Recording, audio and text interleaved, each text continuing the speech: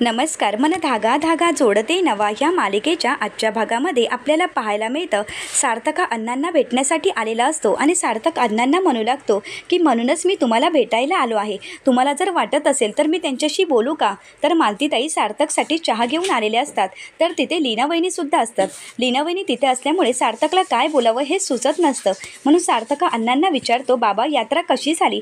तर सार्थकला अण्णा म्हणू लागतात, यात्रा अगदी छान झाली आहे. सार्थक हिंमत करतो आणि लीना वहिनींना म्हणू लागतो की लीना वहिनी मला माहिती आहे मी मदत केलेली तुम्हाला आवडणार नाही, परंतु माझी एक रिक्वेस्ट होती. लीना वहिनी काही ऐकून न घेताच अण्णांना म्हणू लागतात, अण्णा आल्या आल्या यांना बोलवलं का तुम्ही. तुम्हाला किती वेळा सांगितलं आहे की मला यांची मदत नको आहे. तर त्यानंतर मालतीताई म्हणू लागतात, अगं लीना ऐकून तरी घे. तर अण्णा म्हणतात, हो ना अगं लीना ऐकून तरी घे, नक्की सार्थकरावांना काय बोलायचं आहे. तर सार्थक म्हणू लागतो, वहिनी मला एवढंच वाटत आहे की मनोज दादा घरी बसून आहेत, ते बाहेर कुठेच जात नाहीत, ते काही करत नाही आहेत, त्यांचं मन कुठे गुंततही नाही आहेत, त्यामुळे मला असं वाटत होतं. तर लीना वहिनी म्हणू लागतात, मग काय करणार आहेत ते सांगा ना, काय करणार आहेत. दुसरा काही पर्याय तुम्ही ठेवला आहे का. घराबाहेर जाऊ शकतील अशी त्यांची अवस्था तुम्ही ठेवली आहे का. ही सगळी काही अवस्था तुमच्यामुळे झाली आहे. तुम्ही त्यांची अवस्था काय केली आहे तुम्हाला कळते आहे का. ते काम करू शकतात एवढी त्यांची अवस्थाही नाही आहे. तर सार्थक म्हणू लागतो, मला समजते वहिनी हे सगळं काही चुकीचं घडलं आहे, परंतु त्यांनी कुठेतरी मन गुंतवणं खरंच योग्य आहे.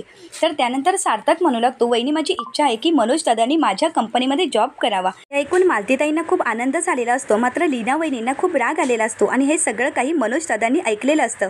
मनोज दादा रागातच पुढे येतात आणि सार्थकची कॉलर पकडत म्हणू लागतात, मी तुझ्याजवळ भीक मागितली होती का. तर अण्णा म्हणू लागतात, मनोज अरे शांत हो. मनोज दादा म्हणू लागतात, का शांत हो अण्णा, सांगा ना काय केलं आहे या माणसाने आपल्यासाठी. या माणसामुळेच, अरे तुझ्यामुळेच माझी बहीण गेली आहे. तू आमच्या आयुष्यात आल्यापासून आमची ही अशी अवस्था झाली आहे. तू आल्यापासून आमच्या आयुष्यातलं सुख सगळं हिरावून घेतलं आहेस. हे सगळं काही तुझ्यामुळे होत आहे. तर अण्णा म्हणू लागतात, मनोज अरे शांत हो. मनोज दादा म्हणू लागतात, नाही आत्ताच्या आता याला इथून जायला सांगा, यानंतर मला या घरात हा दिसायला नको. तर त्यानंतर मालतीताई म्हणू लागतात, सार्थकराव मला माफ करा, परंतु तुम्ही प्लीज इथून निघून जा. तर सार्थकला खूप वाईट वाटतं आणि सार्थक तिथून निघून जात असतो. सार्थक जात असताना लीना वहिनींना सुद्धा खूप वाईट वाटत असतं, परंतु मनोजची अवस्था ही कोणालाही पाहवत नसते. सर्वजण मनोज दादांना शांत करण्याचा प्रयत्न करू लागतात. तर मनोज दादा मोठमोठ्याने म्हणू लागतात, यापुढे या घरात पाऊल ठेवायचं नाही. यापुढे जर हा माणूस या घरात दिसला ना तर याचा जीवच घेणार आहे. याच्याजवळ मी काही भीक मागितली होती का. अरे तुझ्यामुळे आम्ही आमची बहीण गमावून बसलो आहोत. दुसरीकडे पाहायला मिळतं सार्थक घरी आल्यानंतर सार्थकला मनोज दादांचं बोलणं आठवू लागतं. मनोज दादांनी सार्थकला दोष दिलेला असतो आणि म्हणू लागतात की हे सगळं काही तुझ्यामुळे घडलं आहे, तुझ्यामुळे माझी बहीण घर सोडून गेली आहे. हे आठवून सार्थकला खूप वाईट वाटत असतं. तर सुखदाही सार्थकसाठी कॉफी घेऊन येते आणि सार्थकला म्हणू लागते की गरमागरम कॉफी. सार्थक म्हणतो, मला नको आहे. तर सुखदा म्हणू लागते, अरे तू वेडा आहेस का, कॉफीला कधी नाही म्हणायचं नसतं. तर सार्थक विचारतो, असं कुठे लिहिलं आहे का. तर सुखदा म्हणते, हो सुखदाच्या नोटबुकमध्ये. तर त्यानंतर सुखदाही सार्थकला म्हणू लागते, सार्थक अरे जीवनातील प्रत्येक क्षण अगदी आनंदाने आणि भरभरून जगता आले पाहिजेत. मग तो सुखाचा क्षण असो किंवा दुःखाचा किंवा कॉफी, भरभरून ज्यावेळी आपण घ्यायला शिकतो तेव्हाच तर दुसऱ्याला द्यायला शिकतो. अरे कॉफी पितोयस की अजून बडबड ऐकायची आहे. तर सार्थक म्हणतो, दे. तर त्यानंतर सुखदाही सार्थकला विचारते, कशी झाली आहे कॉफी. तर सार्थक हा सुखदाला म्हणू लागतो, कॉफीसारखी कॉफी. तर सार्थक हा सुखदाला म्हणू लागतो, शक्य तेवढं माझ्यापासून लांबच राहा, तुला उगाच त्रास होईल. तर सुखदा विचारते, कशाचा त्रास होईल. तर सार्थक म्हणू लागतो की माझा. सुखदा म्हणते, तुझा त्रास मला का होईल, आणि तसंही मला कुठल्याच गोष्टीचा त्रास होत नाही. तर सार्थक म्हणू लागतो, माझा होऊ शकतो, कारण तू मी तुझ्या अपेक्षेप्रमाणे वागू शकत नाही आणि त्यात तू आजारी आहेस आणि त्यामुळे तुला अजून त्रास नको यासाठीच म्हणत आहे की शक्य तेवढं माझ्यापासून लांबच राहा. तर सुखदा म्हणू लागते की तू माझा विचार करत आहेस हेच माझ्यासाठी खूप आहे, आणि हो मला कुठल्याही गोष्टीचा त्रास होत नाही कारण मी तो करून घेत नाही. सार्थक मुळात तू खडूस नाही आहेस मला माहिती आहे, परंतु तू असं का वागत आहेस, नेमकं काय घडलं आहे ते मला माहीत नाही, परंतु प्लीज मला सांग ना नक्की काय घडलं आहे. तर सार्थक म्हणतो, नाही मला सांगायचं नाही आहे आणि तुला ते समजणारसुद्धा नाही.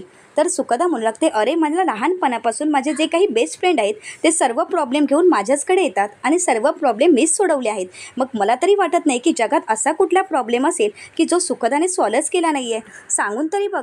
सार्थक हा सुखदाला म्हणू लागतो, हे बघ, मी माझ्या आयुष्यामध्ये एक रेषा आखून घेतली आहे आणि त्या पलीकडे किंवा त्या जवळ यायची परवानगी घरातील कोणालाच नाही आहे आणि तुला पण नाही. त्यामुळे तू लांब राहशील तेवढंच बरं होईल माझ्यासाठी. तर सुखदाही सार्थकला विचारते, मग तू प्रेमात कसा पडलास? तेव्हा हा विचार नाही का केलास? तर सार्थक रागाने सुखदाकडे पाहू लागतो.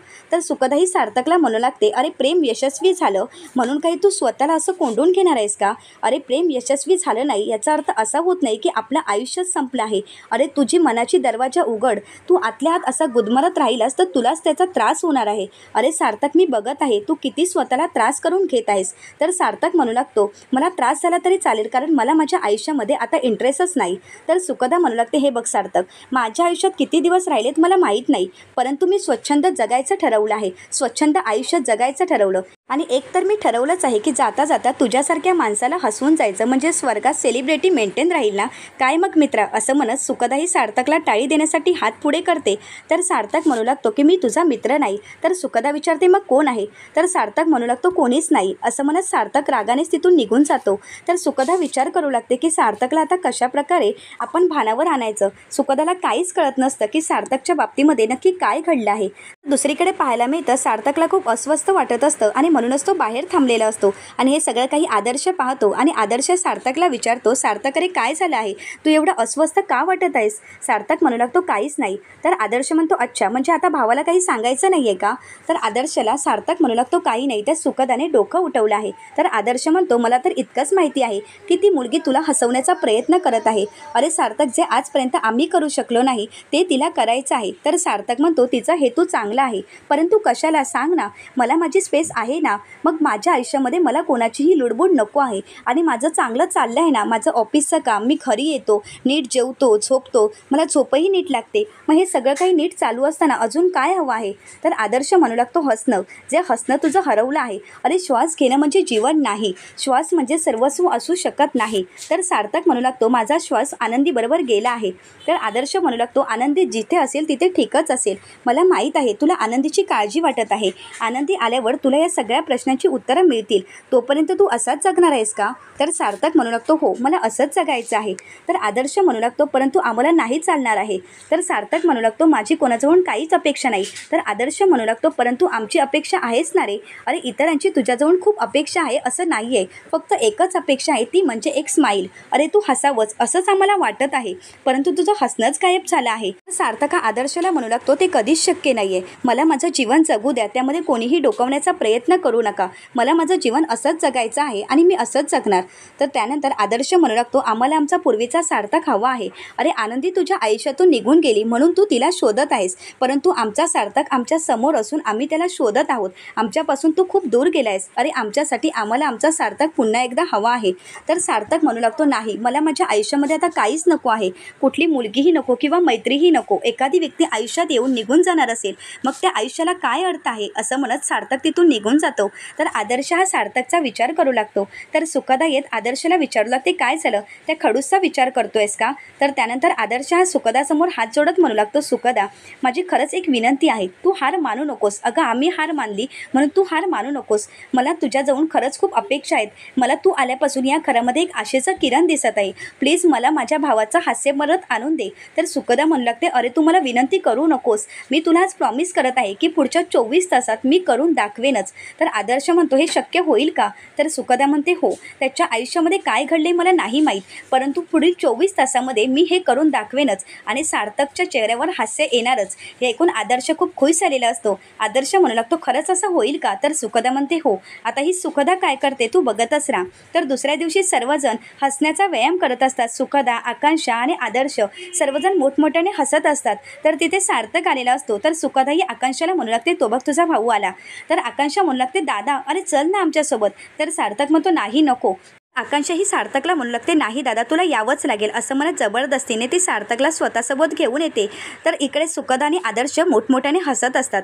तर त्यानंतर आकांक्षा ही सुखदाला म्हणू लागते, सुखदा आता तू जसं मला शिकवलंस ना तसं दादालाही शिकव. तर सुखदा ही सार्थकचा एक हात पकडते आणि आकांक्षा एक हात पकडतात आणि दोघंही त्याला हसायला शिकवत असतात. परंतु सार्थक काही ऐकायला तयारच नसतो.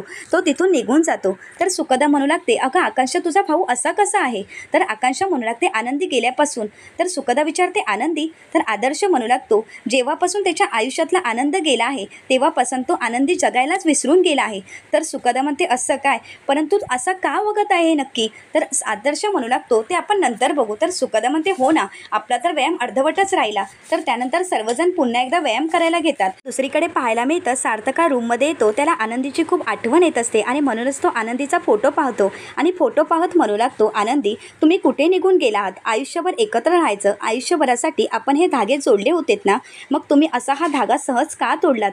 तुम्ही मला सोडून का निघून गेलात? आता मी कसं जगायचं तुम्हीच सांगा ना. अहो, तुमच्याशिवाय माझं आयुष्य अपूर्ण आहे. तुम्ही गेलात आणि माझी नाळच तुटली आहे. कुठलाही संबंध कोणाशी ठेवावा असं मला वाटतच नाही. माझं आयुष्य कुठेतरी भरकटत चाललं आहे. नाही, मला तुमच्याशिवाय जगता येत नाही. आनंदी, मला माहीत नाही कसं जगायचं. जोपर्यंत तुम्ही माझ्या आयुष्यात येत नाही तोपर्यंत मी नाही जगू शकत आणि तुमच्याशिवाय जगण्याची कल्पनाही करू शकत नाही. आनंदी, प्लीज तुम्ही लवकरात लवकर परत या. तो आनंदीच्या फोटोकडे पाहून खूप रडू लागतो. तर दुसरीकडे पाहायला मिळतं, मनोज दादांना खूप त्रास होऊ लागतो आणि मनोज दादा म्हणू लागतात, बसून काहीच फायदा नाही, काहीतरी केलं पाहिजे. परंतु मला काहीच सुचत नाही आहे, मी काय करू? काहीतरी केलं पाहिजे. मनोज दादा खूप वेड्यासारखे करू लागतात आणि ते रूममधील सर्व वस्तू फेकून देत असतात. तर त्यानंतर ते कपाट उघडतात आणि कपाटातील सर्व कपडेही फेकून देत असतात. तर लीना वहिनी येत विचारू लागतात, अहो, तुम्ही हे काय करत आहात? तुम्ही हे सर्व कपडे का फेकत आहात?